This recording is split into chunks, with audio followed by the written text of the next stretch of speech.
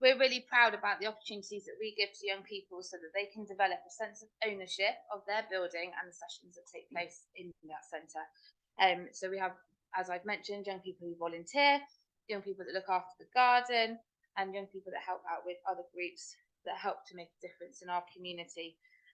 So, for example, we supported the celebrations for the coronation with the big crown that was on display not far from Waitrose Garage. So we young people took part in decorating that with Portishead and Bloom.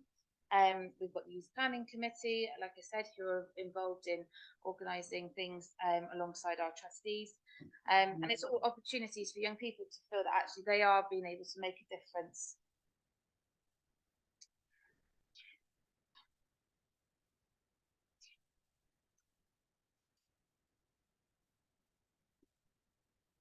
We also want to make sure that we can make opportunities for young people to take part in a range of sessions and projects that help them to meet new people and broaden their aspirations. And something we were really, really proud of last year was that our young people got to represent us as a youth centre at the National Street Dance Competition in Blackpool. So they performed at Blackpool Tower and visited for a weekend of workshops with industry professionals, got to meet other dancers from all over the country and perform something that they'd worked incredibly hard on for many months.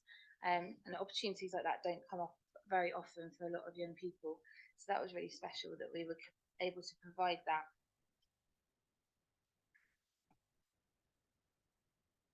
And then last but not least, moving on to our work with senior citizens.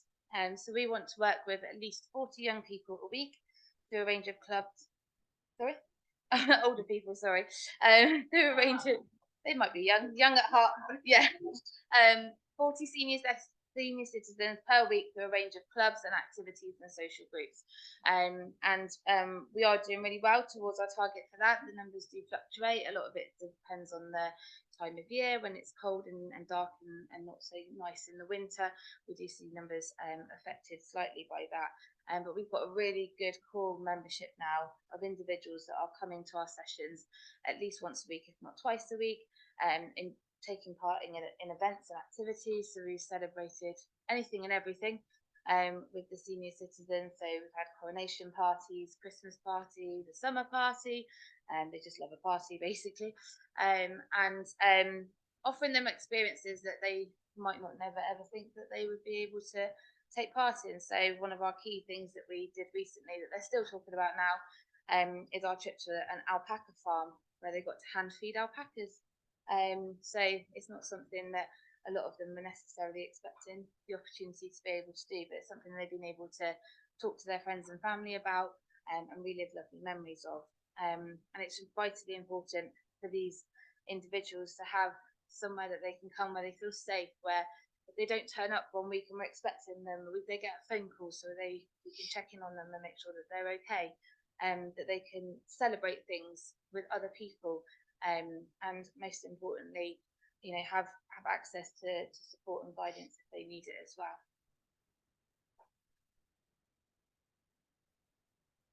So what our next year, or this current year that we're in now, looks like and what our areas for development are. So launching and integrating Lamplight on our website is vitally important, as John said, in helping for us to be able to release more time to be able to actually make a difference to people and spend less time doing paperwork. Really embedding our social impact work in our measurement and data collection stuff. Having Lamplight will make that a lot easier, but being really really clear that actually being able to evidence properly the work that we deliver is vitally important and something that we're really proud of as an organisation.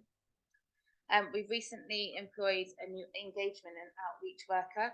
So this individual is responsible for working in the community, getting to meet young people who we may not ordinarily have contact with, being like an ear to the ground about what's going on and where the latest party is going to be and kind of what issues there are going on for young people who we don't normally get to work with, and being able to provide those young people with support and guidance, information, opportunities to engage in positive activities, and also signposting to other professionals as well where needed.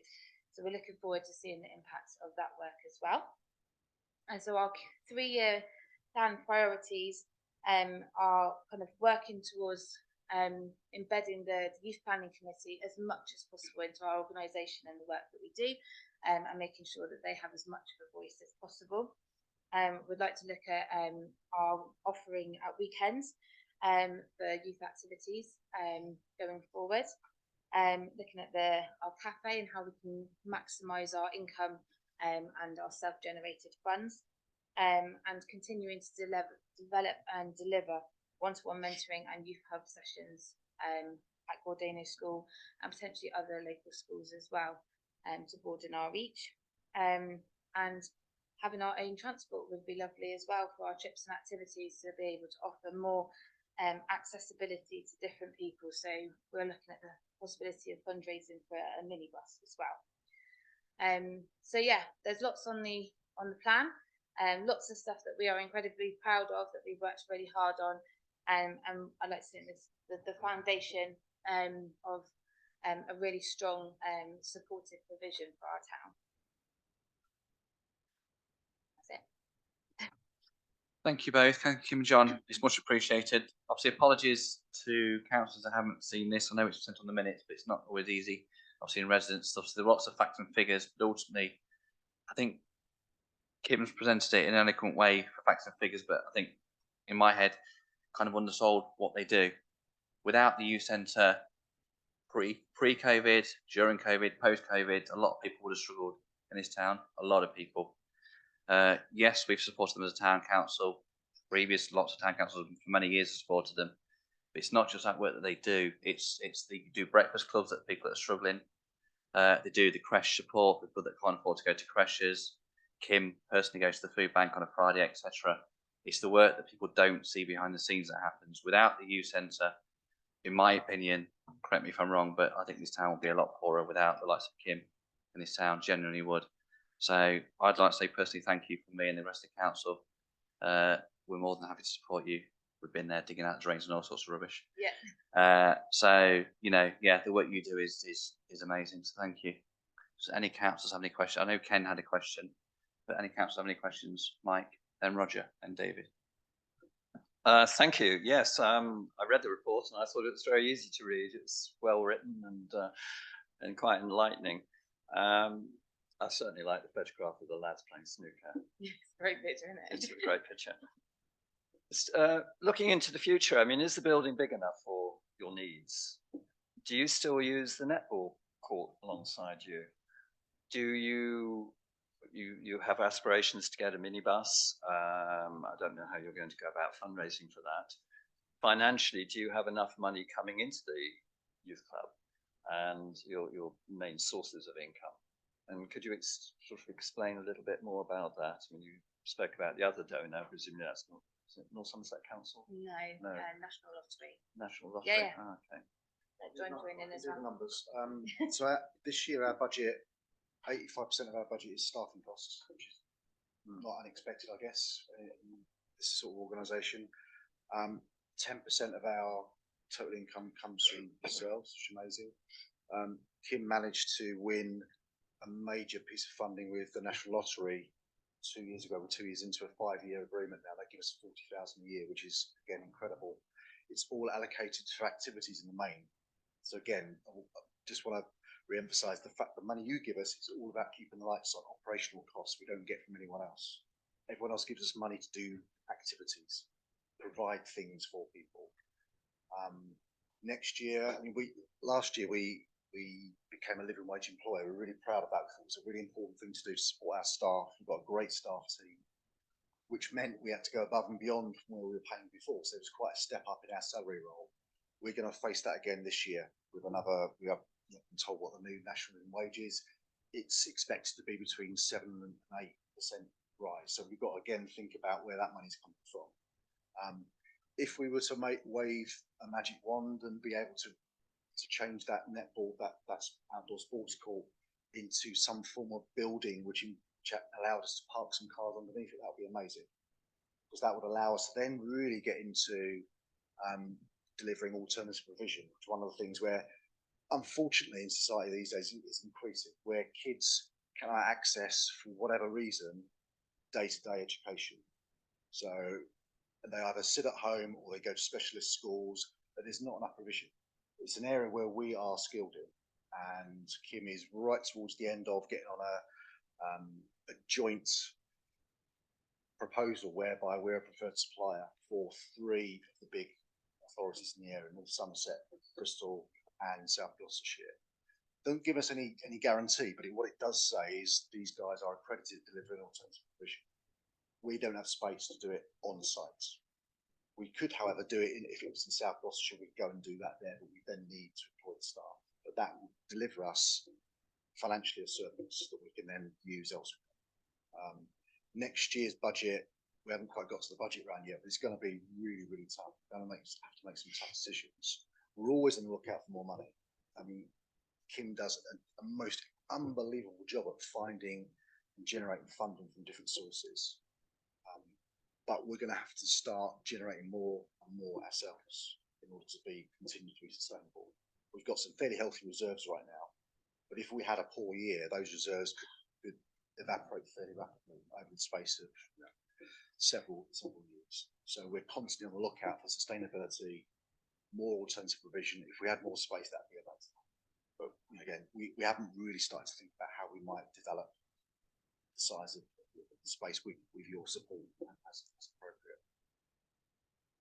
So the numbers are always a challenge. That's what I spend most of my time worrying about. Kim worries about how we spend the money and what we deliver on provision. To answer your question, Mike.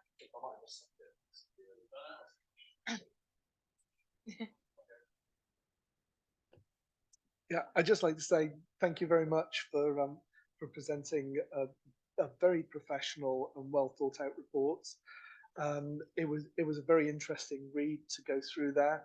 I have been a user of the youth club many years ago, and it was called the youth club, followed by the youth centre, followed by the youth and community centre. So it's been through a number of name changes, and seemingly all the way back to youth centre again. But I'm glad to hear that you've decided to formalise youth and community centre. I think that's important, that it reflects properly the work that you do down there, which I know is great work. As one of your funders, obviously, Woodside Town Council sends a fair amount of money your way. I think it's also really important that we hear back from you as to what value the community is getting from that money. And I think you've provided us with an excellent breakdown of what you've been doing and the benefits to the community. So thank you very much for that. Thank you very much, Roger. As others have said, it's brilliant. It's great to hear about the fantastic work you do. So well done. Thanks for coming along. And great doing some evaluation work as well. That's quite resource intensive, isn't it? Yeah. So I hope it isn't eating too much into your kind of contact time with the kids and the older adults. I just two quick questions. Do you have any measures of how well you reach out to the more deprived areas of our community? Is there any way of just assessing whether you're reaching, if you like, the most needy families in Portishead? And the second one was, and I think I know the answer to this, I guess all your staff are DBS checked, all the safeguarding training, all that kind of stuff, but I think I'd ask anyway. Yeah, absolutely. Yeah, so all of our staff are DBS checked. We all undergo annual update safeguarding training as well. Myself and my colleague are soon to be going on enhanced safeguarding lead training as well to further embed that even more so. So we work really closely with Bordeno and they deliver all of our training in safeguarding because we work so closely with them with lots of students. It's good for them that we're all singing off the same hymn sheet. We've all got the same training as well.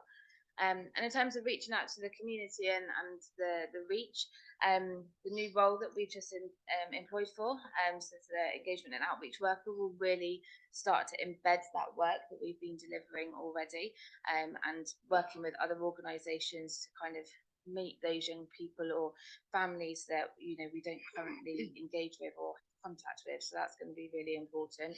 As Ben mentioned, I go to the food bank myself every Friday, put together food boxes for vulnerable families.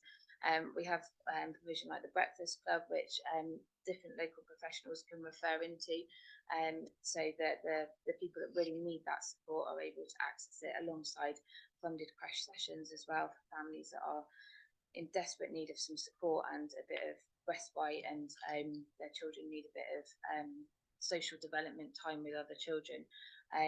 We work very closely with lots of other professionals, so I don't think that there's ever an end point when it comes to community engagement and being able to reach all the people that we'd like to reach. But at the moment, I think we've got a good starting point, and there's definitely other areas we'd like to explore. Anyone else any questions? No? Ken, you had a question. I don't know if you still have it or not, so.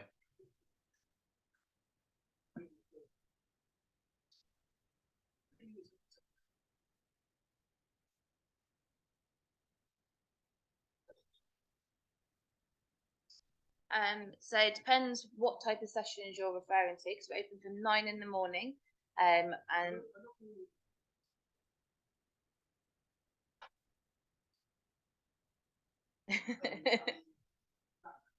so our junior youth club session, if we're talking about youth club and young people and children, so our junior youth club is for children aged 8 to 11, and we have 50 young people a week capacity for. So yeah, kind of leading up to the summer holidays, everything starts to quieten down a little bit in terms of numbers, with people going away on holiday and end of year celebrations and things.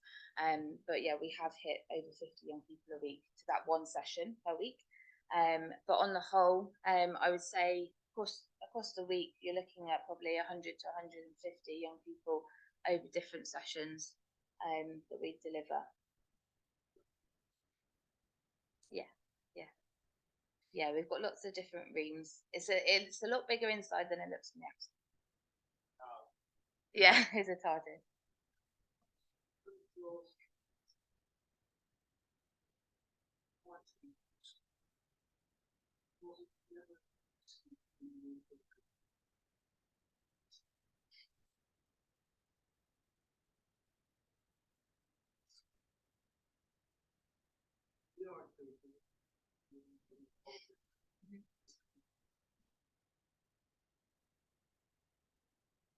So that's what that new role that we've just employed for is going to be vital for. So the engagement and outreach work is based out in the community. So it'll be going down to the lake grounds and kind of seeing what's going on there, engaging with young people at the skate park, and kind of popping into McDonald's and seeing who's hanging around, and starting to build those relationships with young people to get to know them, find out what it is that's interesting to them, what kind of things that we can help raise their aspirations of. Offer them opportunities to engage with things that actually maybe they've never thought about engaging in before, and supporting them in doing those things. Thank you. Thank you very much. Thank you again, both. If there's no more questions, I'm going to kind of skip, obviously, for obvious reasons, straight to item 8. Because obviously, as part of the SLA that's been signed, obviously Kim and the team have to present a report to us that kind of ensures that they're ticking the boxes properly, not just ticking them, to ensure that they are delivering for the betterment of the resident supporters head who wish to attend the youth centre and get help and do things and just do things differently. So based on that, the request is and recommendation is to approve the budget release of £35,000 for 2023-2024 based on the findings of the annual report, obviously for the youth centre. Is anybody happy to propose this motion? Paul, anyone have to second the motion? Alan, if you're in favour of passing the motion to release the funds of £35,000 as agreed with the SLA, please raise your hands. That's a unanimous yes. Thank you very much all, and thank you all for your questions, and thank you both. Really appreciate it. Thank you. For your support. Thank you, everyone. Thank you.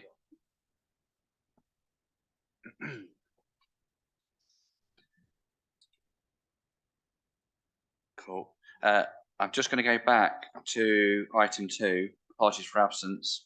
Now technology decided to come into the 21st century with us, or we've decided to join the 21st century. I'm not sure which way around, but anyway, it works for me. Emma Blackmore, obviously councillor, is present on the meeting. She isn't here this evening, she's on a holiday. Obviously she can input into the meeting, but she can't vote as per the rules that are set out. And also there is a couple of typos, which I didn't notice, I'll be honest. David and Roger apparently aren't here. I know my eyesight's bad sometimes, but you know, they're definitely here. To resolve to approve the absences, so that then falls in line with. Yeah, that's fine. So that's the correction number one. Obviously, then just to vote the fact that we had obviously apologies from Frankie, Janet, John, Tim, and Bob. Frankie, I said Frankie first. Yeah, yeah. So just So- to resolve to approve those absences. That's what I say, right?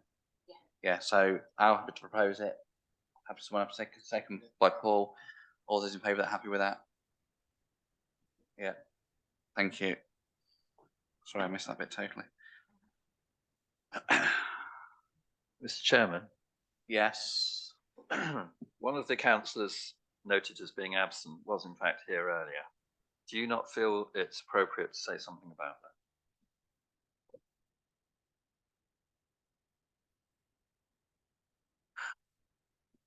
I wasn't going to. There is a councillor not here this evening, unfortunately.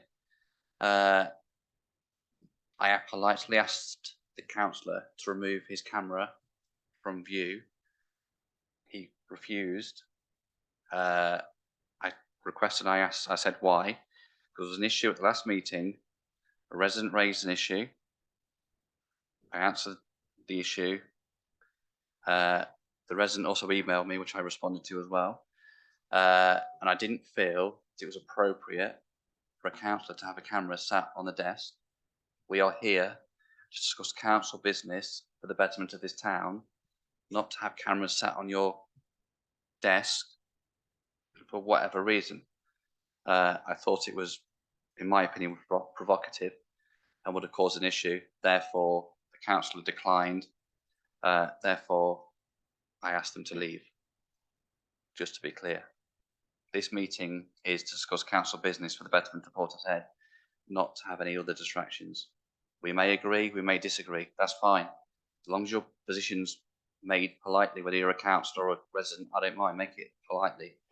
But what I don't want is provocative actions, and I thought it was provocative. Therefore, I asked him to leave when he refused my very polite request. If you think you were all here, I think, apart from Roger, if you think I was rude, then please say so. I got no issue with that, but I thought it was very polite in the request. So. No, I felt that you said, as you described, you asked politely and he declined and left, sadly, because he's a good representative for the council. But no, I think you acted accordingly. Thank you. So we move on. Yes, Paul.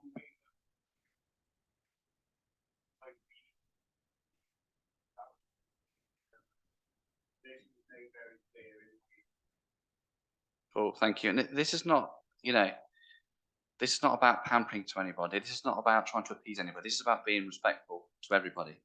Vice versa. We're at the end of the day, we're councillors, but we all sit in the room ultimately as residents of this town. And like I say, we may agree or disagree, but actually we have to be respectful to each other. And I thought one at that meeting at the end of June was disrespectful, and I thought it wasn't right tonight as well. So that's why I addressed it. So yeah, I won't have it. It's not fair. It's not right. Yeah, so we shall move on.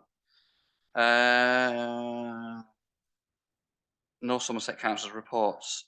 So Roger Whitfield is going to speak on behalf of the independent team sat in North, as in the independent team at North Somerset, not independent Conservative or independent Lib Dems. Independents, which is obviously Roger Whitfield, Caritas Charles, Nicola Holland, and Tim Snedden, and then Sue, who is part of the Lib Dem Independents, will speak on what she's been up to. So, Sue, do you want to speak first? I'll hand over to you, Roger, after that. Thank you, Sue.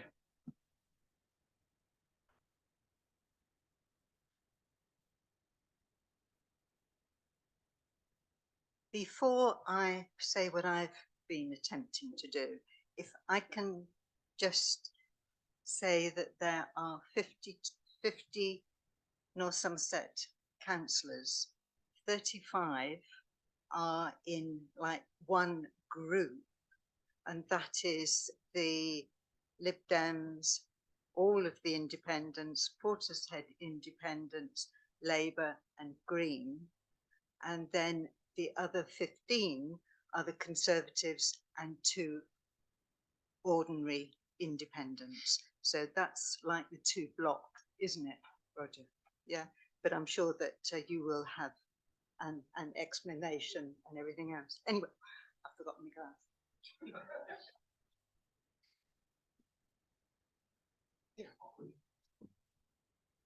Sorry, I need them for reading.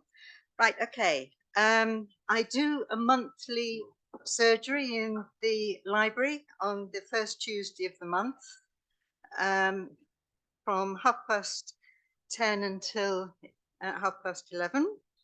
And I'm always there to answer any questions that people may have, and I will try and find out the answers as well. So I've also dealt with lots of emails with those questions from the delay in receiving a replacement food waste bin to bus services and much more. I've also taken part in the Somerset Hall briefings about the closure of the hall due to water ingress and the roof repairs.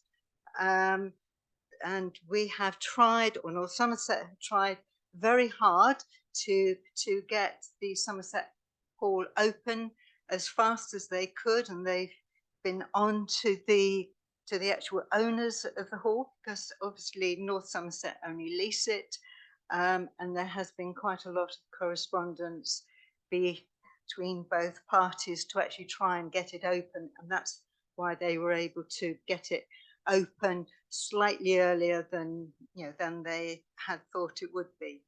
I've also taken part in a briefing about the revised bus services in North Somerset from September.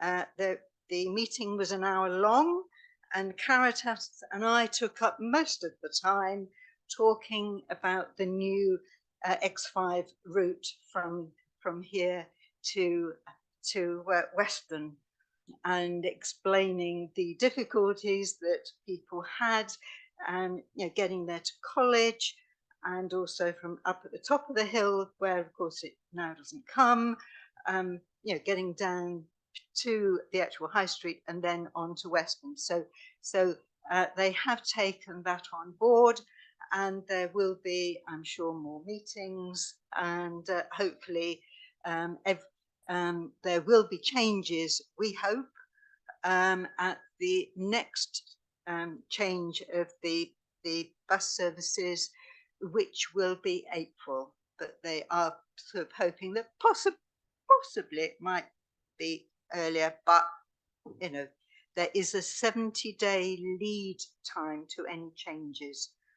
It is a long time. So I'm sure Caritas and I and your other North Somerset councillors will be, will keep badgering on to the people at North Somerset to say, look, we need it here. We want a faster service. We want the service that we had in the past. Yes, Ben. Yeah, question on that. I find it a bit mad that it's 70 days to kind of switch something around, but I wasn't very good at maths at school, but 70 days between now and April, I think, is more than 70. Yes. Just saying. But just a question on it, though, which is the key bit. I've been contacted this week by a number of residents who are having to take their kids, obviously, to Weston. They're having to get up crazy early to take the kids there or get them somewhere to meet the bus. Do the powers that be making decisions, whether that be North Somerset and or the bus company, do they not realise how much inconvenience this is causing to Portishead residents? Bearing in mind that most of these parents dropping off their children who want to learn, and they are the future, are having to get up crazy early to get there, and most of these parents have a job to do. So they've got to get up early, take their children to Weston to drop them off, to get back here to get ready and then go to work. If we could just kind of register there is serious concern that Yes, people aren't being listened to. they do know. Now, the meeting that we were in was obviously with North Somerset, but Caritas and I really sort of made a very strong case to say that we were most certainly very unhappy, and the person who we were talking to in North Somerset, fully understood why, and so I'm hoping that the next changes will be much better. But at the moment, it is as it is. But we're not happy. North Somerset are not happy with that. But I mean, they are doing their best anyway. So I'm sure Caritas will say much more on that as well. And then on last Saturday, I went to the football club because, of course, they were talking about what they wanted to do with their site, which looks all very interesting. And yesterday I went to a climate and sustainability partnership meeting in Weston, and there were several speakers there, and one of several outside speakers. This was a North Somerset led partnership, or a meeting anyway, and one of the speakers, who was from North Somerset, was talking about alternatives to, and I'm going to pronounce this wrong, glyphosate. Yeah, that's it. And he was talking about the alternatives that they have been trialling in North Somerset Council. And I know that it is on the agenda tonight, and I did say to him that if he wanted to, he would be able to obviously either join the meeting or online, or actually see the recording. But thank you very much. Yes.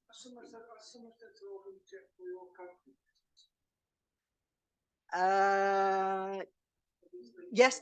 Yes. Go on. So North Somerset are responsible for about 5 schools. They've surveyed all of the schools for which they are responsible, and none of them have the rack concrete in them. The other schools are independent trusts or other organisations, and it's for those organisations to do that. But all the ones that North Somerset are responsible for have been checked and are all free of rack concrete. Snakes. Don't do nothing. Well, there are snakes. They didn't do the precinct. They did nothing. So long as anybody checks, and I said, oh, if it's leaking and it's got a factor, all the rest of it. I don't know, but it's perhaps something taken up. The initial focus has been on schools because they've been all over the news. They're moving on. Now we've got a handle on where we stand with schools. They're moving on to public buildings. So they will be surveyed in the very near future, and we will have an answer for you, but we don't at the moment.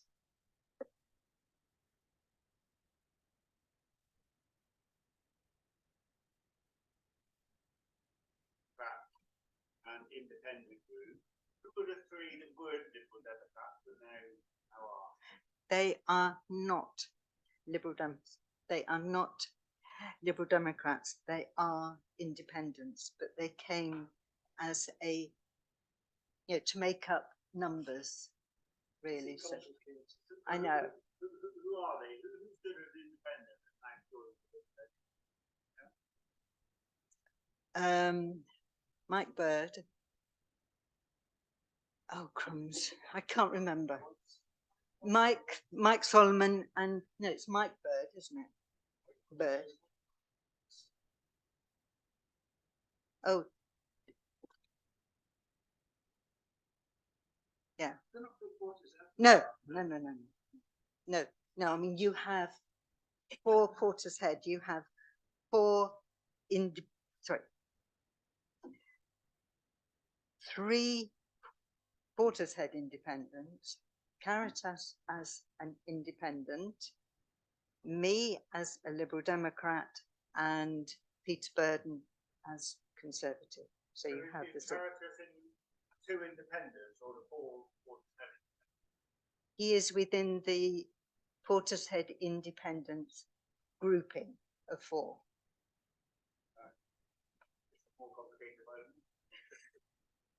Thank you. Harris, do you want to say something?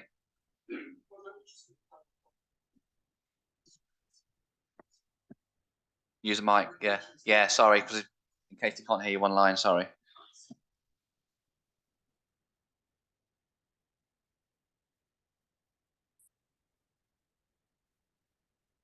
Oh, there we go.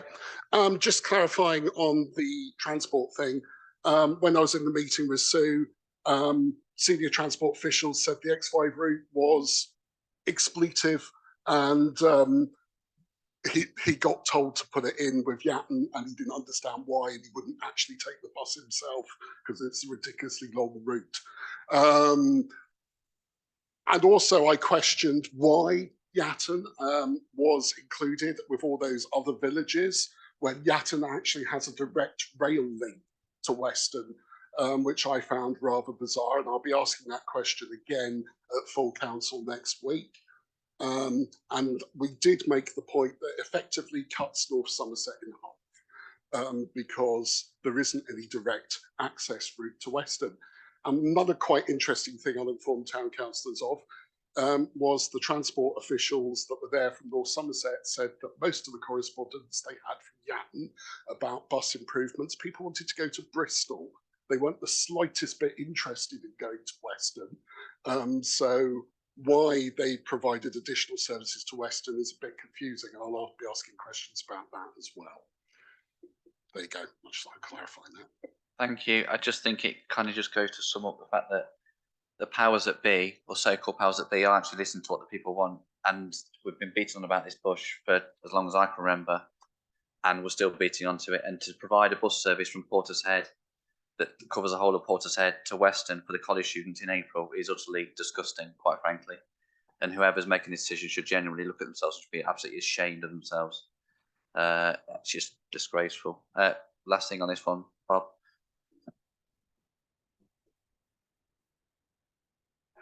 Yes, November the 7th. It We will shall. be, don't worry. We're on it. We might even get a bus there ourselves. Roger, you're going to speak on behalf of the independents, I believe. Am I correct? Yes, no, not the independent independents, the Portishead independents. There's a number of different political groupings down at North Somerset. You may have gathered this, not just the along party lines, but between parties as well. So sometimes groups are made. The independent group was elected with about 7 or 8 members, I think, and then split up, and now there's only 2. Some went and sat with the Conservatives. The ones that sat with the Lib Dems signed some form of agreement, I think, to vote in line with what the Lib Dems wanted, or that's what they led me to believe. Anyway, it's all very. Was it Shopland who went across? I'm not sure who the other one was. Yeah, we just get a circle around saying, oh, this group's now this size because 2 people from the independents have moved across. Sorry, Caritas.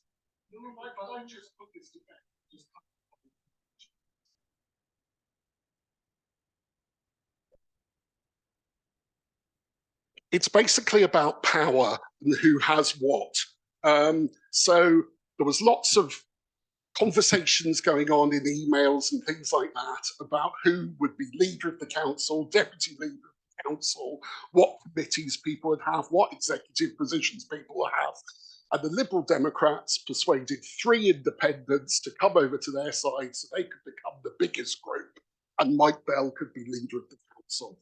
So that's why it happens. It's for that reason and that reason alone. It's about power, who controls what, and who is leader of the council, who is deputy, and Mike Bell came out on top, and that's why that happens. I'm supportive of my Portishead independent friends, but I am an independent. I don't belong to the group these people belong to. No, I belong to the Portishead independent group. I am not a Portishead independent.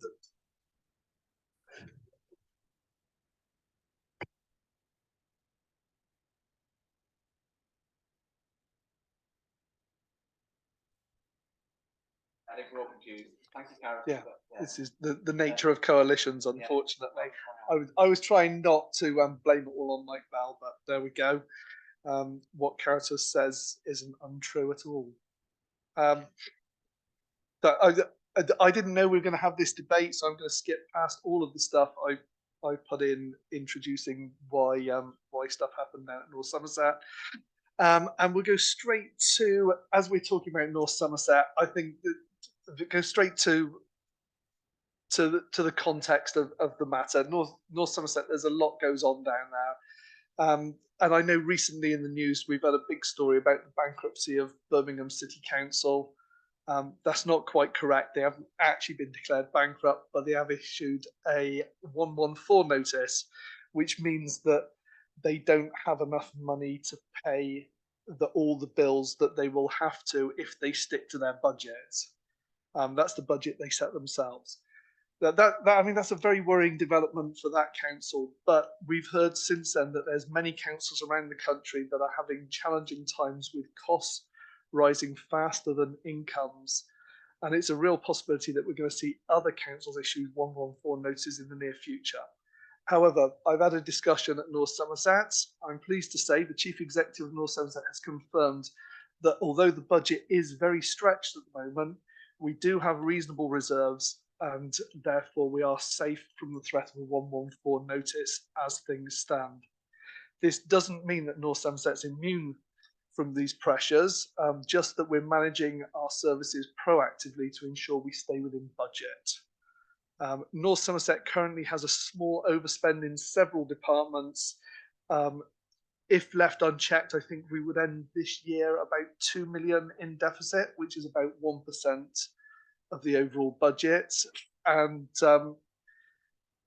I've been working with the executive, and all the executive members have been working to try and bring this deficit down, to try and get the budget balanced by the end of the year. We'll report back on this as time goes by as to what goes on in there, but it's been a big news story, so I thought it would be an idea to just address the fact that we're not going to be declaring bankruptcy or 114 notice at any time in the near future. On a more positive note, I'm pleased to announce that Adult Services, which is part of my area of responsibility, have been working with a number of care providers to provide new and innovative services to help people in their homes. I recently had a demonstration of a new, what they call Razor chair, which is allowing our care staff to attend to people who've fallen in their own homes and are able to get back up. This is an emergency response team that North Somerset have in place that can visit a home, often within a few minutes of a report coming in, and they have a special chair that's designed to get people back up on their feet. This means there's no waiting hours on end for an ambulance, and therefore there's no need for the person, on many occasions, there's been no need for the person to even visit hospital or have a protracted stay in hospital. I think we all know if you spend 8 hours waiting for an ambulance, lead on the floor, then you are going to be spending days in hospital. And this has been working really well across the whole of North Somerset, including in Portishead, to provide these services. The ambulance service know of it. And they will, if they deem it appropriate, when you put the call in, they will contact the emergency team and they will send somebody out. Yeah, if you're led on the floor and you can't get back up, 999 is the first thing to do. And if it's an appropriate service, they will send it out for you. Our care staff are also using the latest smart health monitoring devices, which means that care staff can safely take pulse temperature and blood pressure, which is done via smart technology and reported back to the doctors.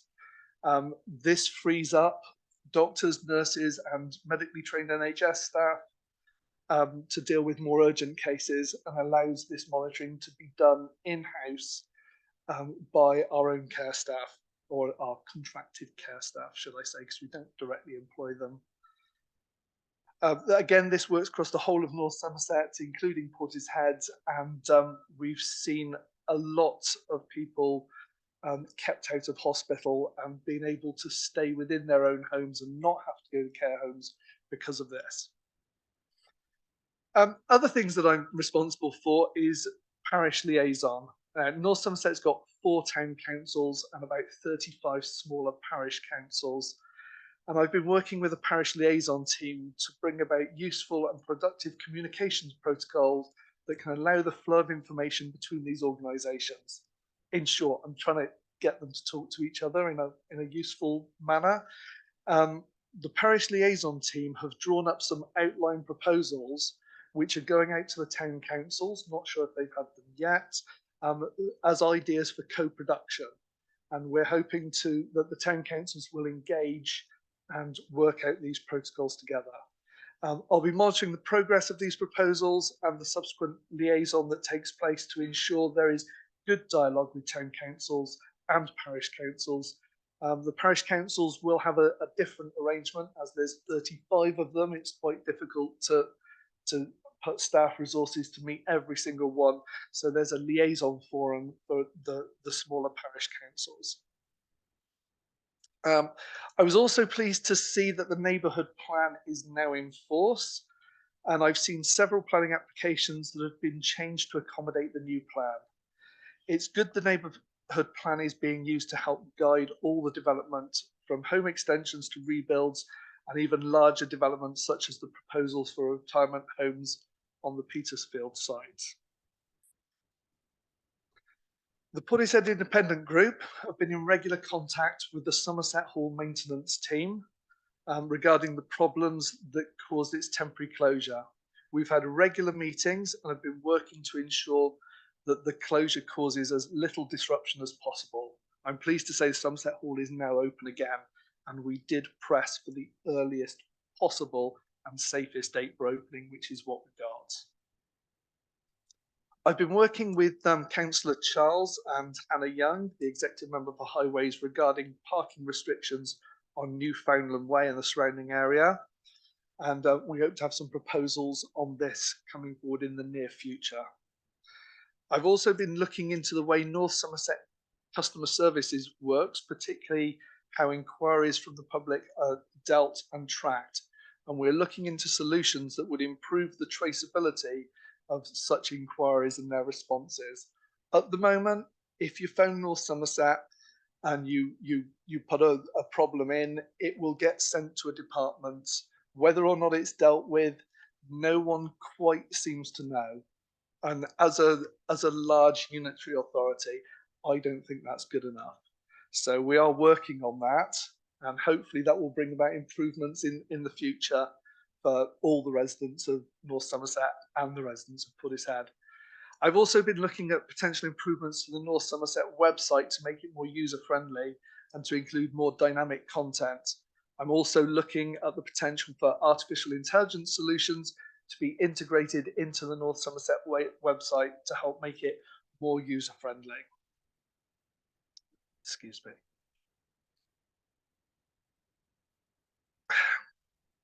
The Markham Road and Portbury 100 bus lane proposals have been the subject of a number of meetings and heated debates. As things stand, the proposals have been delayed until the officers provide further information regarding the proposed bus travel, time savings, and the potential traffic disruption. Cancellation of this project has also been discussed, but the preferred option would be to develop a new scheme that would reduce bus travel times without unduly increasing car travel times. We are waiting for the officers to come back on that one, and obviously we're not happy, I think, in the executive at North Somerset, and certainly not in the town council with the proposals as they stand. I've also joined the EV Working Party, who are developing a strategy for deploying public EV charging points, electric vehicle charging points on land owned by the council and by parish and town councils. I'm pleased to say that Portishead has a number of sites already on the list for consideration, and I would expect a consultation on this in the near future.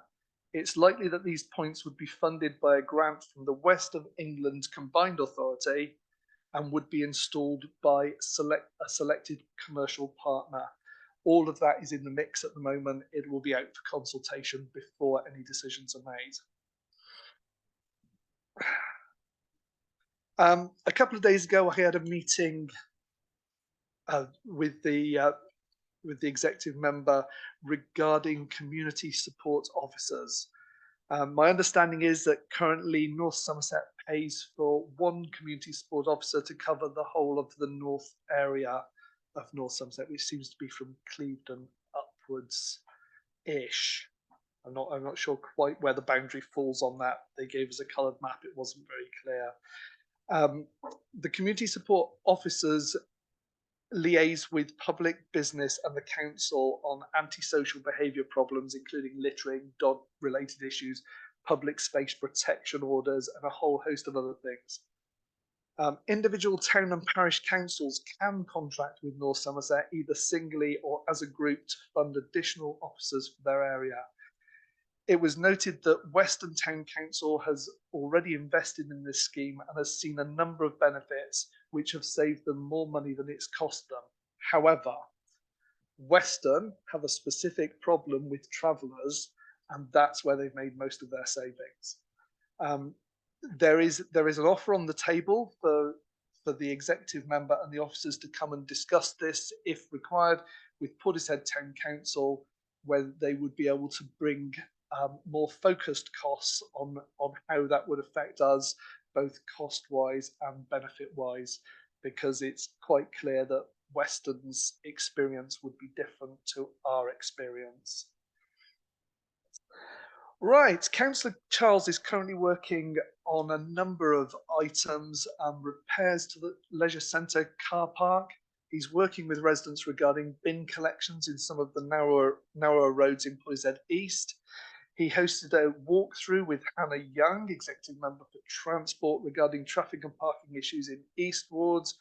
Attended the corporate plan session on behalf of the group.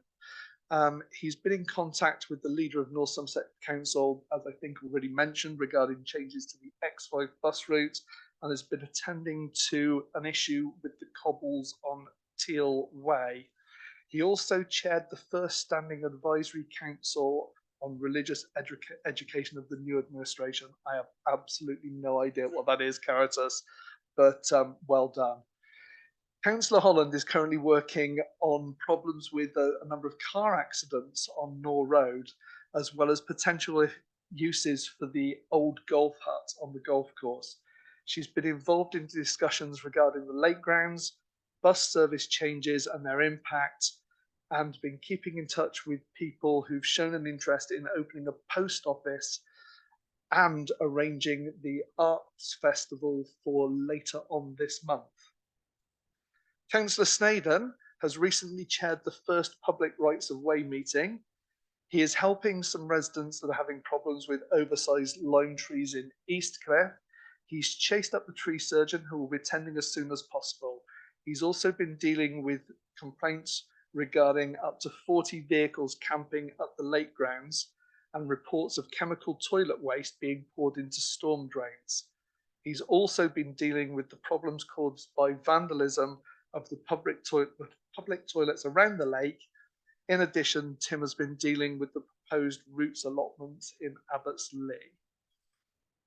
All of your councillors provide individual help and support to residents that require it on a confidential basis. this workload varies from 1 month to the next. But recently we've been dealing with everything from applications for a bus pass to help with the cost of living crisis. Hopefully that's enough information for everybody, and I'm sorry it took so long. One question, I think hopefully Caritas can probably answer it because he sounds like he's done the walk around with Hannah. Obviously, the parking issues obviously aren't just on Newfoundland Way. They're not just on the East Ward. I mean, they are because it's so atrociously designed by the individuals that signed it off. I'm going to keep it polite, I suppose. But the parking on the Vale and the Village Quarter has just got worse. I mean, it's absolutely appalling. Apparently, it's really okay now to park on the corner of a bend, car sticking out. It's okay to park on drop curbs. It's okay to park on the corners by the drop curbs. It's okay to block footpaths. I know there's no law, apart from within London. Wonder why that is. There is no law that stops you parking on a footpath, but you are required to leave a minimum width for a buggy and or wheelchair to get through. That is around about a metre, the average wheelchair / buggy. There's certain parts around the Vale and Village Quarter, you'll be lucky if you can get a leaf through, if that, and it's absolutely appalling. It seems to be the fact that we get attention from the police, then they disappear again because they've been very busy, so they've got to go and have a rest. And then nothing happens again. And it's a problem that I know Bob, not a councillor anymore, has been dealing with for the past 4 years. Paul was dealing with it, I was dealing with it. It seems to me, quite frankly, that if we put Western in Portishead, we actually might just get some parking restrictions. So maybe we change our name. I haven't been sarcastic and flippant, but on a serious point, how much consultation do North Somerset want? Or are they waiting for somebody, whether it be East Ward or Down Road or Avon Way or West Hill, are they actually waiting for somebody to be seriously injured or killed before they actually pull their finger out and do some darn work and solve the problems? And when I'm told, and I've said it before and I'll say it again, when I'm told by an officer in this of North Somerset, bad parking on junctions and corners is okay, because it slows vehicles down, it's downright atrocious and it's not okay. Are we actually going to get some answers to this? And I would actually like to see Hannah Young in a separate meeting come and present to this town and this town council about what she's actually going to do. Because the meetings, with all due respect to Caritas and Roger and Bob and Paul in the past and me in the past, we're kind of being ignored. I want the justification of why they're doing nothing. But they can't use money because we were told several years ago the money's there, Portishead is next. Well, now it's not next. If we want any road works done, any road interventions done, like was done on top of Avon Way, we contributed. If we want Bristol Road sorting out, we're going to have to pay for it.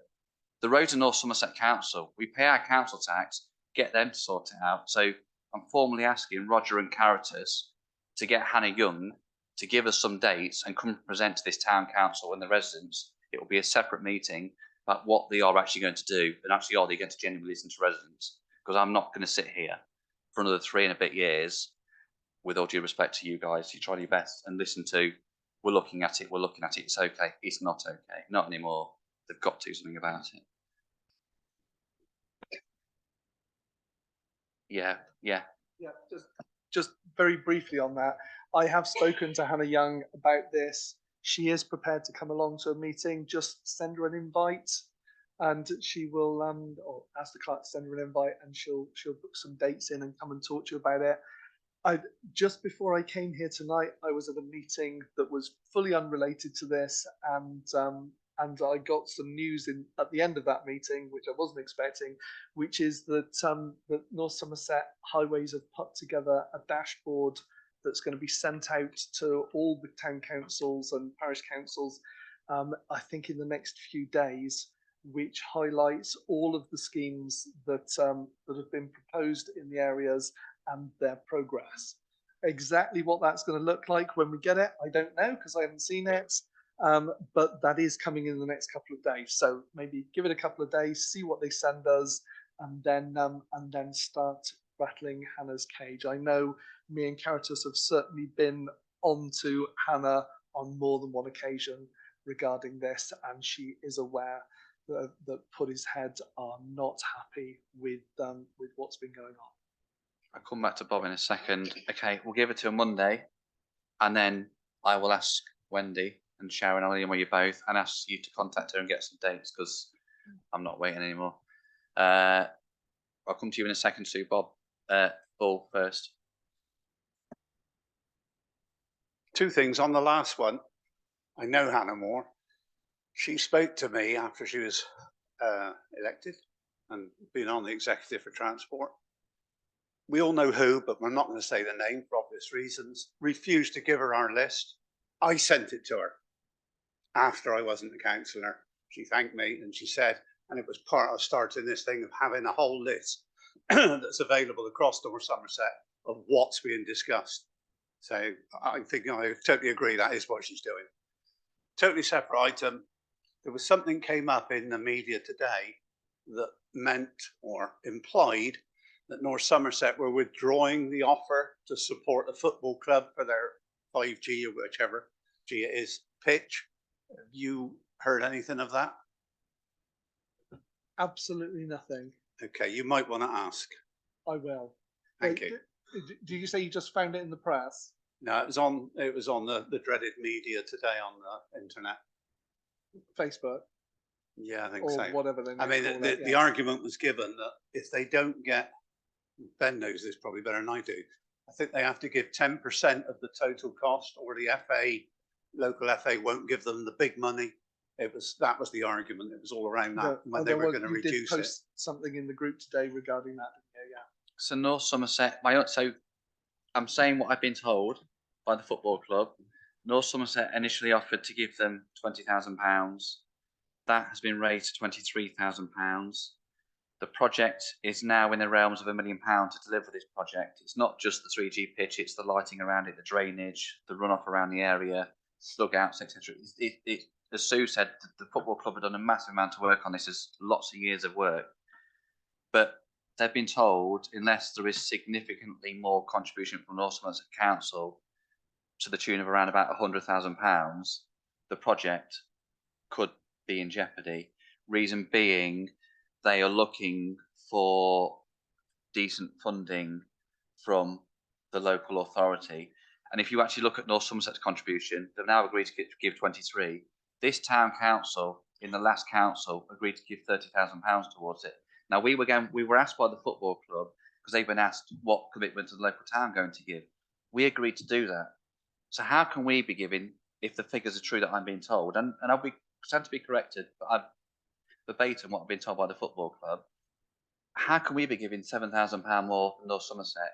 Yet about 4 years ago, then Councillor Bull and Councillor Gardner managed to obtain, to the tune of around £270,000, some money from Persimmon Homes that they hadn't paid out, and it hadn't been got. North Somerset failed miserably to get hold of the money. Bob and Paul got hold of that money. North Somerset had it in their bank, and then a couple of years ago, there were quote unquote drainage issues on a couple of the football pitches. Now, the work's been done on the football pitches a couple of years ago, and we had a meeting with officers at North Somerset earlier on this year, and the football pitches weren't quite ready because the works were settling down, and you have to dig things time, fair enough. I found out last week the works haven't been done satisfactorily, therefore they're now having to go back out again to get another contract to do the work. So the money that was found has been wasted. We were never given a satisfactory answer from North Somerset that we believed was a valid answer for the drainage work to take place. The football club never knew an answer. The two pitches in question, I think it was 9 and 10. I stand to be corrected again, I think that's what they were. The football club said there was never any drainage issues on them two pitches. They were the best drained pitches of the whole club. Yet apparently there was drainage works required because it may be needed in the future. So if you look at it, if they did not waste that money in the first place, then they wouldn't have had to waste the money now. But also, they only used in the realms of £200,000, I think it was, of that 270 or thereabouts. There was another £70,000 there. We asked explicitly for the whole of that £70,000, and then North Somerset to dip into their own pocket as such and give all that money to the football club. That was declined, and I sat in a meeting with officers. and I've asked again and again, if North Somerset can't help the football club, which then actually helps the greater community of North, not just Portishead, but North Somerset. So it will be effectively, I know it won't be, but it could well be a 24/7 pitch. You know as well as I do. 3G pitches, you can play on them. There is no limit to the amount of time you can play on them all year round, all day and night. It's a fantastic opportunity, but we've got to help them. We're trying to help them. I'm just asking, and there will be a formal, when I get all the details from the football club, there will be a formal email going to all district councils of Portishead asking for help for the football club. I think it's only right that we support them. It's the right thing to do. And they're going to have to go and waste more money again on repairing another issue that Yeah, no, hasn't been solved. I agree. I was at a meeting of the previous administration here regarding this exact same thing when I believe the executive came round to see us, and they said at the time that it wouldn't be a problem for the remainder of that money to be released to the football club. So exactly what happened between talking to the last executive and speaking to the officers, your guess is as good as mine on this one. But I was under the impression that we'd agreed to that and that it was going to happen. So I don't know why it hasn't happened. But I think we need to get our facts together and get a proper letter off to the right people at North Somerset to deal with this. Just before I come to Paul, I say once I get all the facts on, I have asked it for the football club. I am still waiting from it, but they're just putting it all together. And once I get it, I will send it all around to you all. I just think, we need to help them if we can. This is about help. It's not about calling anybody out or causing problems. This is about helping the club, which will help the community and the Greater North Somerset. Like I say, for the amount of people that they've got, one of the biggest youth setups in the whole of the Southwest, massive amount of adult teams, disabled teams, and all sorts. It's fantastic. So we have to help them. So yeah, we need to engage if we can. Thank you, Paul. I was just going to ask if we could take that discussion offline. I'm just very conscious of the time. Me personally, I was working on council business till 10 o'clock last night. I'd quite like to get home at some point, and we are on item 7 of 18. So if we could, please, with all due respect. We did, yeah. Thank you. Anyway, we'll carry on. Item 9, IT provision. This is attached to, if you got the paper copy of the minutes. I'll come back to that in a minute. Come to 7 in a minute. Yeah, I'll come back. Oh, sorry, I'll do that. Go back to 7. So I'm jumping around the minute numbers here. Oh, confusing. You're rushing me.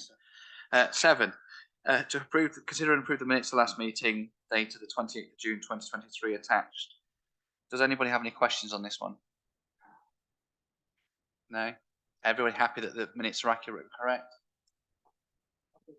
Yeah, obviously. Yeah, everyone else was. David wasn't here.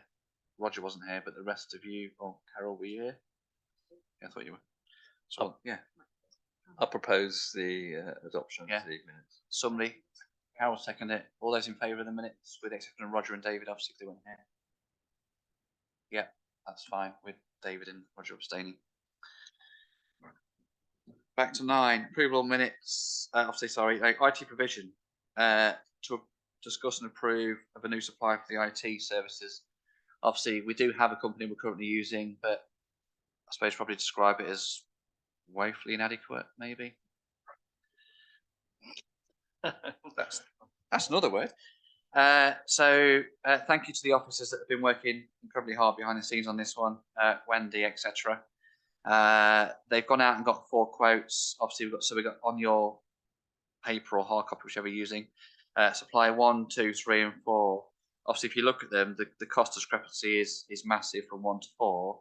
However, the devil's in the detail. If you actually look at what 1 and 4 are providing compared to what 2 and 3 are providing, personally, my recommendation will be that we ignore 2 and 3 and we consider 1 or 4. With the exception of no charge ad hoc labour rate, which is kind of anything out of hours or urgent, whatever, and or provisions of a server at additional cost, but we're kind of okay with that, is my understanding. Unless anybody objects or anyone's got any questions around this, I would actually recommend that we look to go with supplier one, because they're offering everything that supplier 4 is offering, with the exception of item 13, which is provision of a server.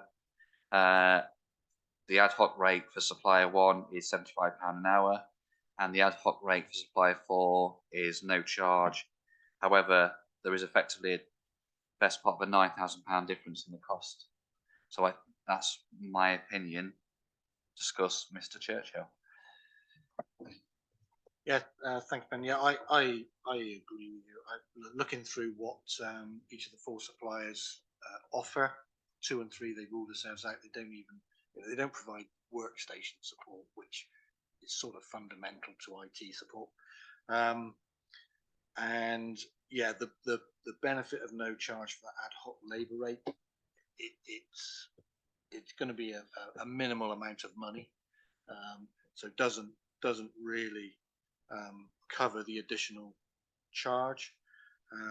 The server provision, yes, there's an additional charge for supplier A to provide the server, but it's a one-off charge. We're not running BP or Shell here. We're not looking for a data suite. We're looking for a server. It's £1,500, £2,000 one-off fee. So my recommendation would be supplier 1 as well. They're also local, and speaking to the officers that went through this process, the people that came in from supplier 1 were very positive. They were very knowledgeable. They understand what local councils need and do, and were very, very proactive in looking at the solution we had in place, and what we would need to be successful moving forward. Thank you, Paul. Mike? Yes, I mean, I too would agree that supplier 1's would be my choice too. From what Paul's saying, I'm assuming that the ad hoc labour rates, that it's not required very frequently, if at all. So in terms of, yeah. Any kind of when there's a major issue, like not being set up the IT before town council meeting. But on a joke, on a serious point now, not that we're aware of now, we can generally resolve most of it ourselves. Okay. So, yeah. Roger, Yeah. I have absolutely no idea what we use a server for, or if we need one. But if we do need one, it would probably make sense to get a price on that before going any further. But I think you're right. I think, was it 2 and 3 to be discounted, and leaving the only real choice between 1 and 4. And I guess put it back to the clerk for final decision and questioning on the cost of the server if required. Yeah. I think also, if you look at it, obviously financial implications below. Obviously, we've allocated a budget set aside £17,000. So if you go with supplier 1, you're already £11,000 below that effectively. Even if you go with a new server, you're still £9,000 below that. So actually, we're well within budget, and we're getting, hopefully, fingers crossed, an IT service that we can actually rely on, and the staff, whether they're in the office or working from home or working from a meeting remotely, actually can get in and out of the system. The amount of officer time that has been wasted over the past couple of years, particularly during COVID, and it's not officers' fault, just to be very clear, the fact that they can't get onto the server or they can't access their emails, and there's a certain individual sat at the back end of the room here that actually has been able to sort out issues that a so-called IT company at times couldn't sort out. It's bewildering, and I'm no IT expert, but I think ultimately, let's say Wendy's done an immense amount of work on this one. I would suggest that we go with supplier 1, Sharon. Yeah, Bob, quick question. Paul's got to go home, so make it quick. Yeah. For those who weren't around, we went with the previous company because they promised the earth and delivered very little. So it's good to change. The server is a big issue. If that server goes down, the backups aren't that good. So one of the things, well, unless it's changed, It's not a server, Bob, is it? It's Well, a the- desktop PC that's sat in the cupboard upstairs. Well, it's not quite that. That's the problem. It isn't a real server. You're absolutely right, but it's acting as a server, and a lot of the financials and all the systems that the office run in and out of it because they never got round to doing, which the other company were going to do, but not all on the cloud. So you need to make sure that either you don't have a server and you reconfigure it to run off the cloud, which you easily could do, or you get a server that's a server and a formal backup system. Okay. Cool. Thank you, Bob, for that input. I think, in my mind, I'd be tempted to slightly rephrase the recommendation. I would condition it that we give, as a council, if we're happy, we give authority up to the value of £10,000 to go with supplier one, with a caveat that there is either a, as you say, it's a cloud server that generally sits on the cloud anyway. As long as it doesn't come in over £4,000, we go with supplier one. If it does, then it has to come back to council for consideration. Does anybody have objection to that as a proposal? I'm conscious of the fact that it sounds daft, but we are in the middle of September. If we delay it, the next meeting is the 8th of November. We're then against the gun, because you're then into the Christmas period very quickly. Before you know it, we could be in trouble. So that's my point. Yeah, that's my point. So I'm conjured. I accept your point, Roger. Go and ask the question, but I don't think we've got the time to ask the question per se. I think if we agree to allow a budget of £10,000, which is still £7,000 under what we've allocated, if it goes over, then we'll have to. I will convene an EGM to make sure we can push it through if everyone's happy. But I think just to kind of give us some breathing space, if we can do that, then I think we should go with it. But Yeah, well, I was quite happy with the proposal as it stood to allow the clerk to make the final decision on it. I think we've got a very good clerk with a good head on her shoulders. I'm sure she'll make the right decision if we leave it as it stands. I'm happy with that. Yeah.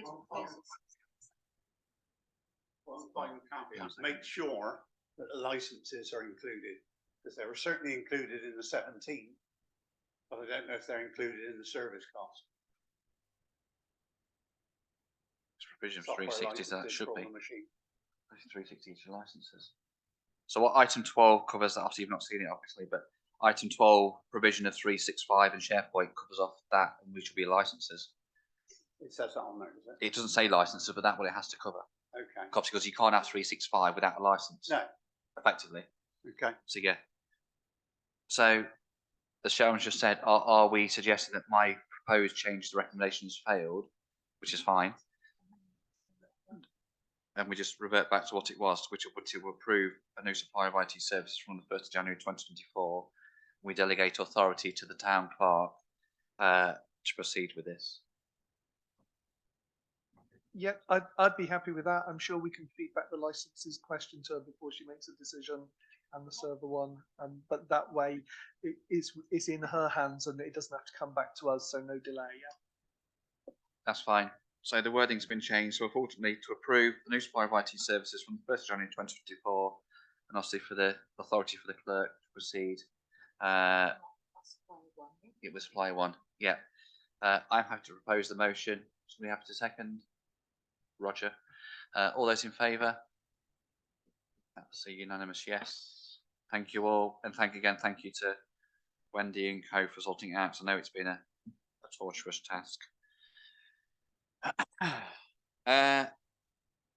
Item 10, Hall's breastfeeding welcome scheme. Obviously, as is attached to your minutes, there is a report attached to propose up to the Boston Town Council.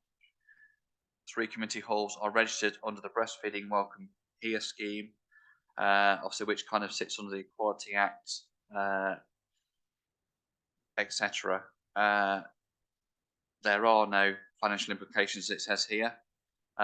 Posters and or stickers for the venues were provided free of charge for us to display scattered around the notice boards, venues, etc., etc. Obviously, we can stick it on the website, social media, which again costs us half an hour of officer's time as an example. And now I get shot for saying that, but I'm using it. Let's call it 4 hours. Legal implications, obviously, it says here, obviously, Neil, we already welcome breastfeeding mothers anyway. It's not fair to exclude anybody, let alone that.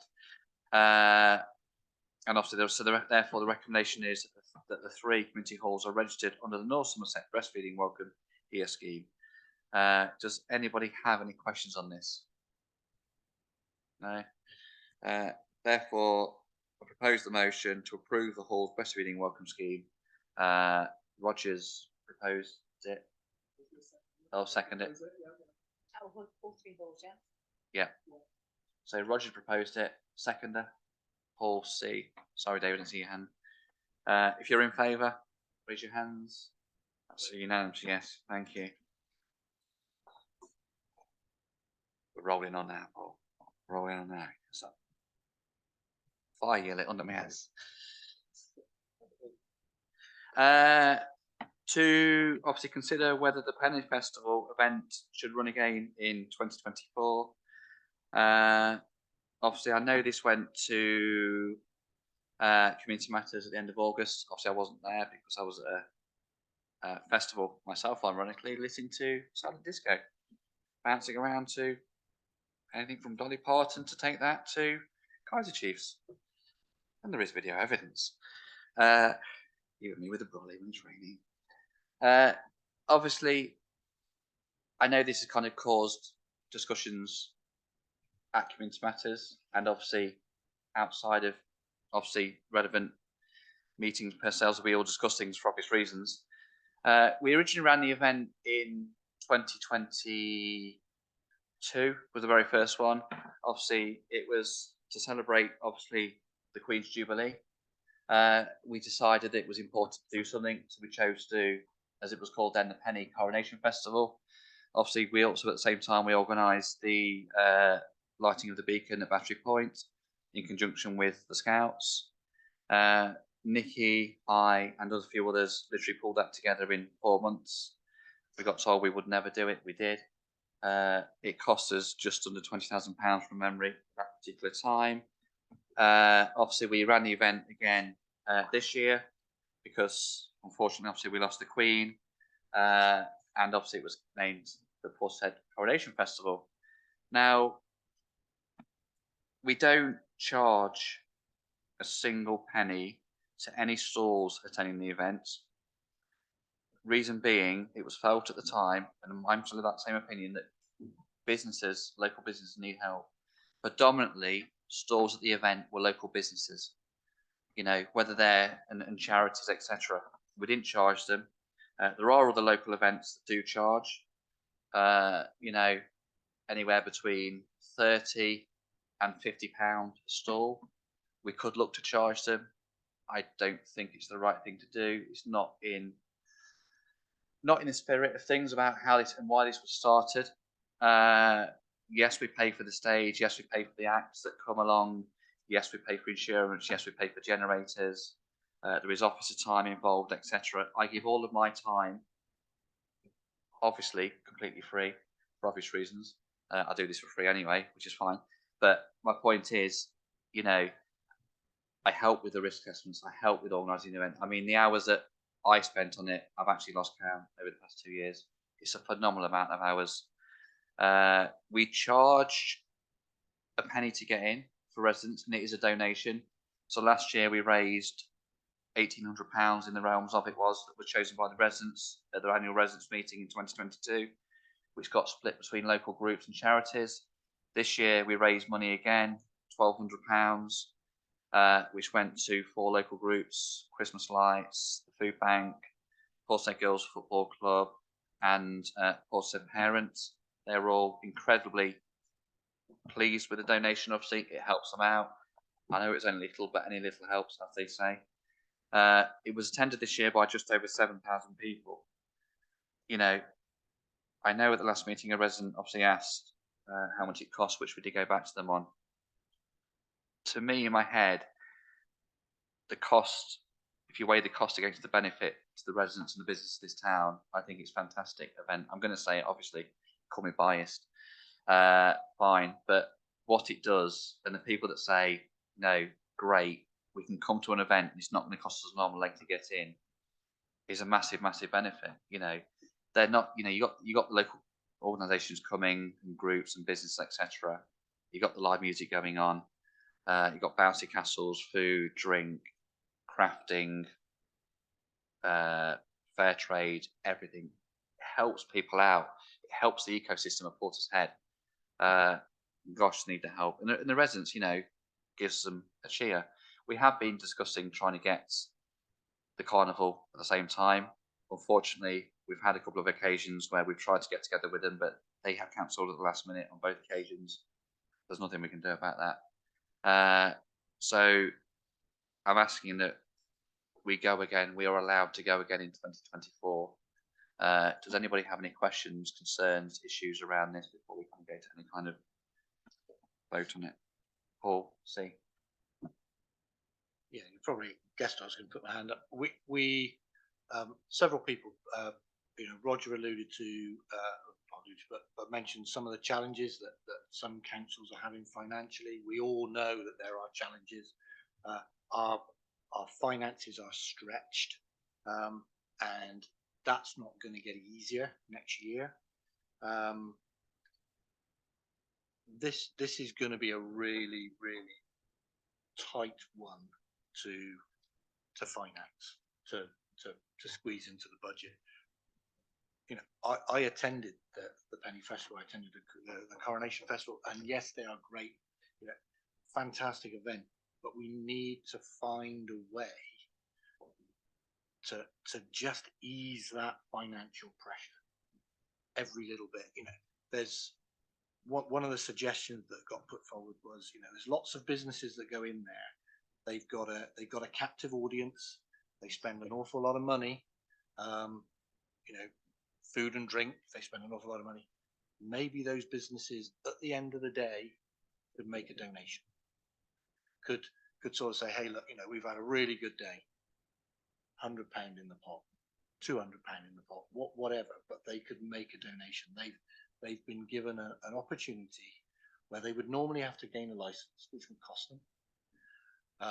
We're not asking them to pay £1,000 or £2,000. I don't know what the licenses normally cost them, but we're not asking them for that. We could just ask them for a donation to help us keep that event going. Yeah, I think Paul makes some valid points. I did raise the point with Nikki when we were discussing this, and obviously at the strategy meeting we had.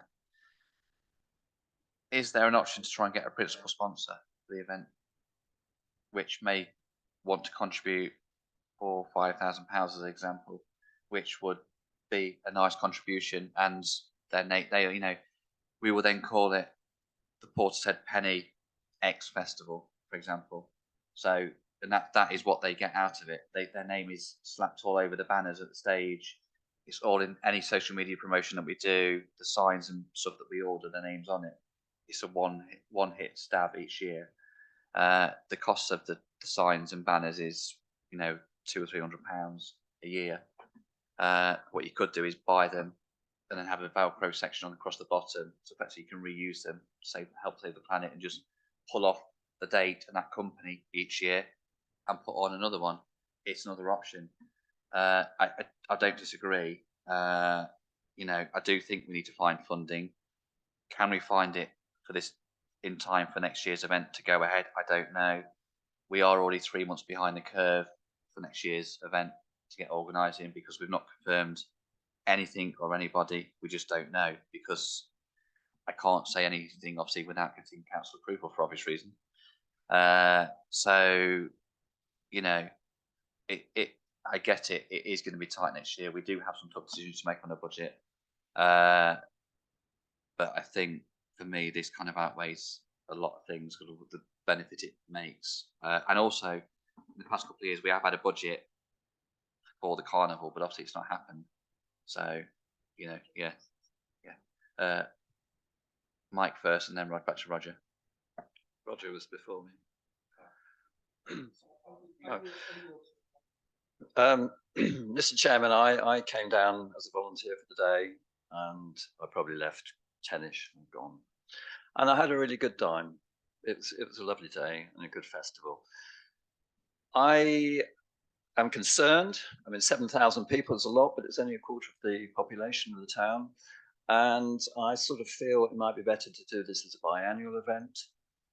25,000 thereabouts cost-wise. We already have seen the youth club wanting to buy a minibus. I guess that would substantially go a long way towards getting a minibus. I would like to see the improvements to bus shelters around the town, which would be probably helping an awful lot more people, benefiting a lot more people in that respect. And I totally agree that if it's going to be held again or on an annual basis, then I feel that there should be more contributions made by some of the groups that attend, not necessarily the voluntary groups, or for example, I speak as the chairman of the Gordano Civic Society. We were there, but we pay £100 to go to the flower show. But I'm sure we would be happy to make a contribution. The beer bus, yes, I mean, he had it towed there and back, apparently, but it was a great asset to have it there. Yeah, I think a donation from the likes of that would be certainly required. So, yes, have it, but from my point of view, I think it should be biannual. And if you can get a big sponsor on board, then all the better. Cool. Thank you. I mean, yeah, I think it's, yeah. We'll go to Roger and then we'll come back to your points in a minute. Yeah,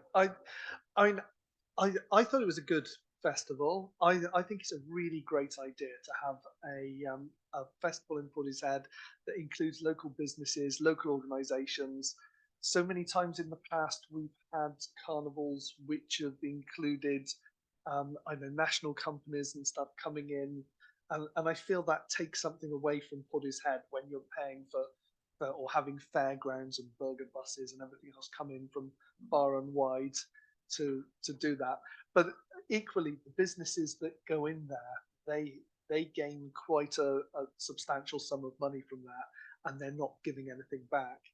You know, we could talk to the cows come home on the best formula for them giving something back, but I think potentially we need a formula for them to be able to pay their way. Equally, if you look at the figures, 7,000 people, what's that? If you took £2 off each one at the gate, plus a small amount off each thing, of each stall holder, you would probably raise enough money to pretty much do it. So I would like to see it to become much more self-funded and much less town council funded. And if we could achieve that, and it may be difficult for this year, but if we could achieve that, no reason why we couldn't have it every single year. Thank you. Yeah, I think it's coming across clear that we do need to make sure it is part funded. And I said the formula is kind of key, isn't it? Because if you look at the events happening in around Portishead in the coming months, they're charging anywhere in the realms of, you know, £30 a stall, £35 a stall, £50 for 2 stalls, up to the big ones in the realms of £250. I know there is a bit in my minutes here that the now called Christmas Market charge £250 regardless of the stall. That's not accurate by any stretch of the imagination. That £250 is only paid by, say, a burger van, because they are the big ones that come and they're guaranteed to make their money every time. That £250 is literally, they're not bothered. They're just, yeah, fine. They know they're going to make £1,000. As an example, they may make less, they may make more, but they're going to clear £250. They know what they're paying. I think it's the question ultimately is do we run it in 2024 or not? I think to try and find a principal sponsor in the space of time that we've got, I think even with my drive and pulling some rabbits out of the fire is optimistic. I would absolutely love to run it next year. I'm not going to say I'm not, but at the same time, I want to make sure that we have full council approval. And obviously, we're a number of councillors not here this evening. I think we possibly look to get our ducks in a row and run it in 2025, maybe have a year off in 2024, discuss with a principal sponsor, and go from there with it. I mean, I go to an event every year.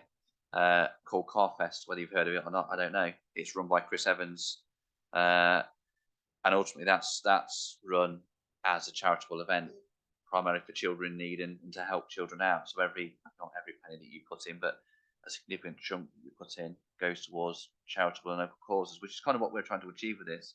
I'm not comparing us to Carfest in any stretch of the imagination, but I think with what they try to achieve, what we're trying to achieve is trying to give something back to the local community, and they're trying to give something back to the general public as a whole, and that's what we're ultimately trying to achieve. So I'm happy to, go with the majority, and if it means that we defer to 2025 and me and Nikki work on a plan, because I just don't think it's fair on Nikki or I to try and pull it together in the space of time that we're going to have. I can't, with the best will in the world, get the evidence that I need to justify and make councillors comfortable with the decision they're going to make. And I'm not going to ask you to make a decision you're not comfortable with, because that's not the right thing to do. It has to be a unanimous decision for all the right reasons.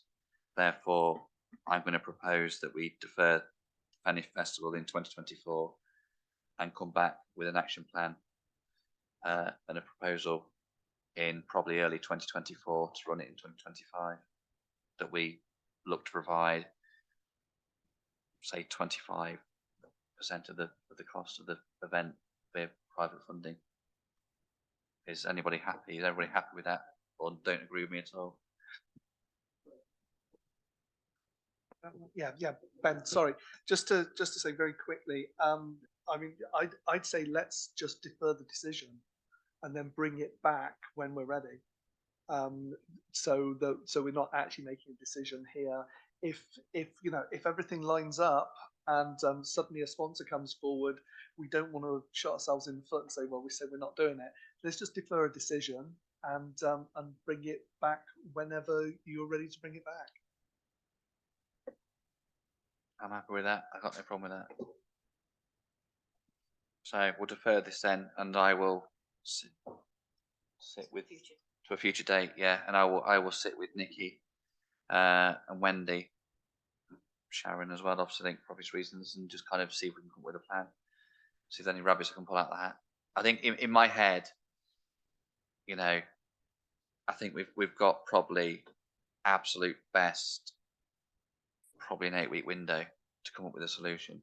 Genuinely, because we pulled every rabbit out the hat to pull it off first year round, and I was exhausted, and I actually ended up in hospital twice, one with COVID and then got shingles after it as well.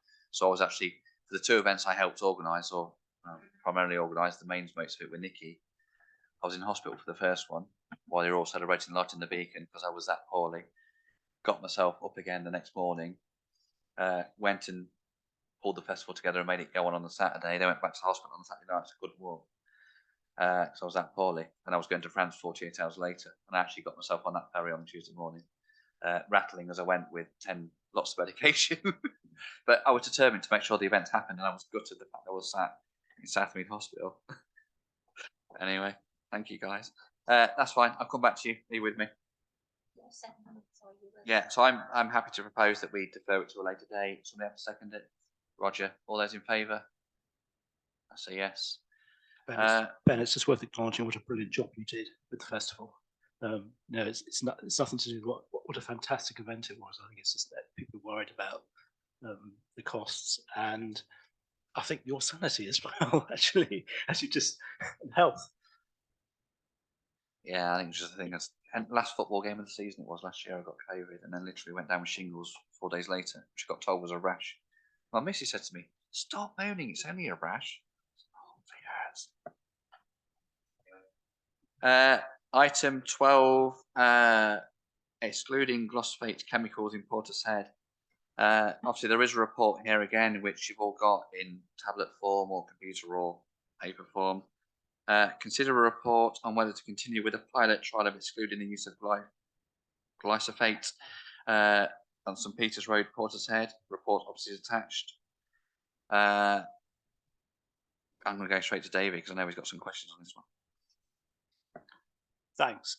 And this is an area really close to my heart. My research are pesticides and health, and it's really sad to see that no one came forward to offer to voluntarily weed part of St Peter's Road. I have to say my instinct, volunteer weeding of all of Portishead is going to always be quite difficult to achieve. I think you might get roads that opt in. I contacted Paul offering to do a bit of our local road, but I think getting complete coverage is always going to be difficult. I think the key issue here sort of goes back to what Sue was saying, I think earlier on. We need to push North Somerset Council to adopt pesticide-free solutions. And 80 local authorities around the country have done that. You know, they wouldn't be the first one to do it. There are possibilities such as steaming the weeds, there are brushing solutions, and it sounds like North Somerset are investigating those. So I think inevitably you have to agree with the motion here because no one's come forward to do it. But I think on top of that, we need to push North Somerset Council to push forward their plans for alternatives. Glyphosate is going to be banned in the EU in December. I think it would have been banned here if it had not been for Brexit. And that's a nasty chemical. Yeah, I was quite happy that Portishead Town Council took the important decision to be part of the trial, and I think it shows forward thinking to be included in these things, and I was surprised that when did we start the trial? Was it June 2023, and we're now in September, and we're talking about pulling out of the trial already. Which it feels a little bit premature. I listed a load of stuff and we're running out of time now, so I'm not going to go through it about all the problems with this chemical and the fact it's a known carcinogen, etc., etc. I didn't know the EU were about to ban it. I knew that they didn't, and that was a problem.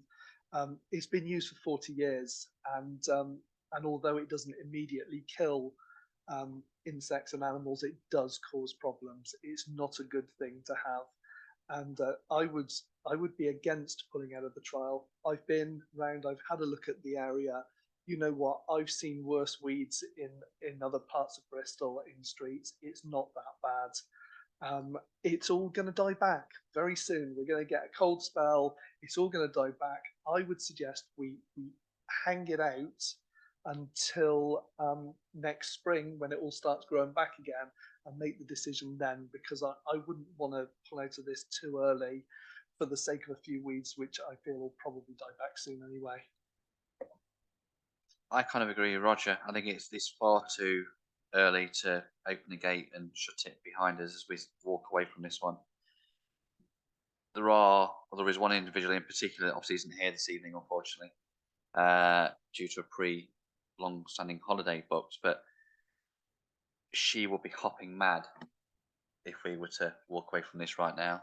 And I'm speaking on her behalf slightly, but I'm also speaking totally on my behalf. What this stuff does isn't good. It isn't an instant solution for killing things. It is a slow burner. It does its job, but it also, bugs, cats, dogs, foxes, if they lick it, it's what it's doing to them. And we're trying to encourage people to get out, and we are one of the worst countries in Europe for our biodiversity. It's appalling if you look at the figures. We're shocking. And by allowing this stuff back in to Portishead, let alone the rest of the country, it's disgraceful and shouldn't be allowed. It should be banned. Yeah, we got out of Brexit, didn't we, apparently? Or the EU. If they're banning it, we are a small fish in their pond, but I think we can't walk away. If we walk away from this now, we should probably walk out of here tonight, slightly hanging our heads in shame a little bit. I think we have to hang this out. My recommendation will be until the end of spring next year and give North Somerset time to find a suitable solution. And if that means additional manpower and more time and a bit more elbow grease, then crack on with it. Because actually, if you maintain the areas on a more regular basis, you won't have the issue and you won't have the need to use chemicals. It's about doing your job on a more frequent basis. So maybe it goes outside, thinking outside the box, is my opinion. But yeah, David, yeah. Sorry to prolong this. And I may have misunderstood, but my understanding is that it's just a single road where this trial's going on. I think the impression I've had from some emails is that Portishead is now glyphosate relatively glyphosate free, but I think it's just a single road they're doing the trial on. So what we really need to do, if they're going to, and the challenge is to carry on with the study, we need to get the residents or someone close by on St Peter's Road to volunteer to do the weeding. Without that, there is no trial because there's no one doing the weeding. So I guess it's a kind of PR job. Can we leaflet St Peter's Road? Can we put letters through people's door boxes and see if they're happy to take part and actually do the weeding? Because without that, there is no trial. Yeah, I think we have to try again. Don't we? I think, let's say it was fought against, and we need to keep it out. Is my point. I mean, it wasn't clear. We've kicked it out most of the areas, but it needs to be kept out. So yeah, Mike, then Roger. Finding volunteers, gosh. I live near Tesco's at the top, and it was covered in weeds all around that corner, all by their wall. And I mentioned it to the manager. I said, "Don't you think it's sort of just putting a bit of a tone on the actual ambience of the shop? Don't you think it would be to your advantage to get out there with a hoe and just remove the weeds?" Oh, well, too big a job, wasn't it? They're still there. I mean, I think they might have sprayed them with some chemical because they did die, but they left them dead. But it just surprises me that people don't come out and sort of take more of an opportunity to look after their patch and their gutters and the walls and things. Yeah, can I just propose that we defer this decision to a future meeting, because I think that everyone's relatively in favour of not making a decision now. I have no issue with that, and it will give obviously the individuals that aren't here this evening to have an opinion as well, so we can defer it to the November meeting and go from that with it from there. Yeah, that's fine. Can we drum up some support at St Peter's Road? You what? Sorry. Drum up some support for a volunteer weeder in St Peter's Road. Yes, the proposal will be that we do some work on promoting getting volunteers, and secondly that we'd look to just defer it to a future meeting and come back with a decision. So yeah, I'm happy to propose it. Second it. Somebody? I'll second it then. That's fine. Yeah. Those in favour? Yeah. Cool. That's fine.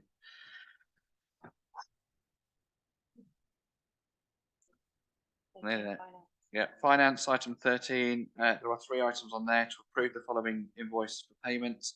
Law Somerset Council quarterly charge for the provision of CCTV monitoring and maintenance. Invoice attached.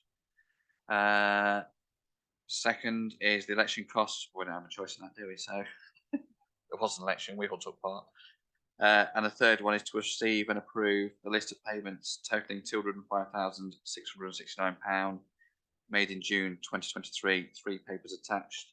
If you actually look at the papers, there are obviously a couple of papers with that, which if you put the 2 figures together, it does total the 205,669. There is a second item which is for £705, which is again included within it. Do we have any questions on item 13, part 1, 2, and 3? No. Therefore, I'm proposing that we approve an invoice payment to North Somerset Council, quarterly charge for the provision of CCTV, approve the payment for election cost for May 2023, and to approve the list of payments totaling £205,669 made in June 2023. Somebody have to second the motion? Paul C. All those in favour? That's a yes. Item 14, to consider the awareness training for SARI and LGBT plus forum. Paul, what was SARI again? We're talking about it right at the start. What's the acronym for? It's Standing Against Racism and Equality. Inequality, right? Not equality, inequality. Yes, I did. Shall I talk to it? You got very quickly, yeah. Very briefly. We have a, you know what, I've even lost the words. I'm getting that tired now. We have an equality policy or something. What was it called? It was one we've done recently. Yeah, anyway. we did. We did it in May. Which is great, but we don't do anything towards it. And we need to. We need to actually be a bit more proactive, I think, in looking at this. There's a lot of people in and around our communities who aren't necessarily represented by this council, and for whom some members of this council may have never had any contact with. I think it's really important that we just look at other people's perspectives, to take them on board, so that when we're making decisions in the future, we're all mindful of the other people who are. No, I don't. I'm getting too late. I just lost my words here. But I think we all need to be mindful of the differences in our community that we don't necessarily see on an everyday basis. Any questions on this one? Because to me, it's a complete no-brainer. We need to be inclusive and say we wrote the policy very deliberately, and it was adapted to make sure it meets the requirements, because there was an immense amount of work spent on it between Wendy, myself, and Nicola Holland and Tanya Slasher as well, actually. So thank you to all that were involved to make sure it was fit for purpose. So yeah, and it is, but like I say, it's speaking the speak, but also walking the walk at the same time. So the recommendation is to provide possible dates for the awareness training for SARI and LGBT Plus Forum. I'm proposing that we get the dates. Sorry, you're right. It is LGBTQ plus. LGBTQ plus. Which is LGBT plus. Yeah. So I'll reword it again. To provide possible dates for awareness training for SARI and LGBTQ plus forum. I'm happy to propose. So, seconded by Roger. Those in favour? Yeah. Thank you. Date of the next meeting is Wednesday, 8th November 2023 at 7:30 PM prompt, not 8:45-ish, hopefully. Item 16, exclusion of the press and public. Under the Public Bodies Admissions to Meetings Act 1960, members of the public and press are required to leave the meeting at items 17, 18 and 19 due to the items being confidential matters, contractual and service provision matters containing sensitive information. The recommendation is that councillors agree to exclude the public and press. I'm happy to propose. Seconded. Paul C. Those in favour? And we do have to ask Julie and Emma to leave. Please.